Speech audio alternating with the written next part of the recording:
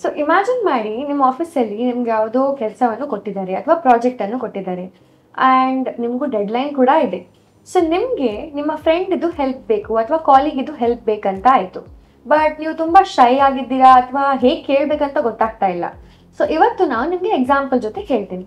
So ನನ್ನೊಂದು colleague ಇದ್ದಾಳೆ Celine ಅಂತ. ಅವಳು ಡೇಟಾ ಅನಾಲಿಸಿಸಲ್ಲಿ ಎಕ್ಸ್ಪರ್ಟ್ ಇದ್ದಾಳೆ.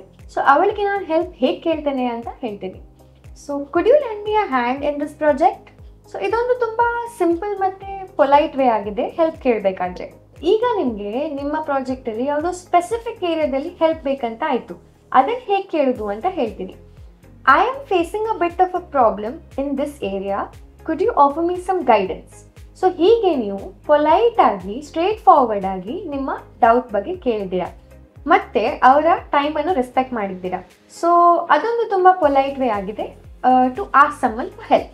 ಸೊ ಸಪೋಸ್ ನಿಮ್ಮ ಕಲೀಗ್ ಬ್ಯುಸಿ ಇದ್ದಾರೆ ಅಂತ ಆಯಿತು, ಬಟ್ ನೀವು ಅವರಿಗೆ ಆಪ್ಷನ್ ಕೊಡ್ತಿದ್ದೀರಾ ನಿಮಗೆ ಹೆಲ್ಪ್ ಮಾಡಬೇಕಾ ಅಥವಾ ಇಲ್ಲ ಅಂತ. ಸೊ ಆವಾಗ ಹೇಗೆ ಕೇಳೋದಂದರೆ, if you have a moment I could use your input on this project. So ಈ ಥರ ನೀವು ಅವರಿಗೆ ಆಪ್ಷನ್ ಕೊಟ್ಟು ಪೊಲೈಟ್ ಆಗಿ ಅವರ ಟೈಮನ್ನು ರೆಸ್ಪೆಕ್ಟ್ ಮಾಡಿದ್ದೀರಿ ಅಂತ ಆಯಿತು. So last one, I'm working on this project and your input is invaluable. Can we schedule a meeting? So ಕೆಲವು ಸರ್ತಿ ಫಾರ್ಮಲ್ ಟಾಕ್ ಸಾಕಾಗಲ್ಲ. ನಿಮಗೆ ಒಂದು ಪ್ರಾಬ್ಲಮನ್ನು ಡಿಸ್ಕಸ್ ಮಾಡೋಕ್ಕೆ ಬ್ರೀಫ್ ಆಗಿರಬೇಕು ಅಂತ ಮೀಟಿಂಗ್ ಮಾಡಬೇಕು. ಆವಾಗ ಇಂಥ ಫ್ರೇಸಸ್ಗಳನ್ನು ನೀವು ಯೂಸ್ ಮಾಡಬಹುದು. ನಿಮಗೆ ಈ ವಿಡಿಯೋ ಇಷ್ಟ ಆದರೆ ಲೈಕ್ ಮತ್ತು ಕಮೆಂಟ್ ಮಾಡಿ.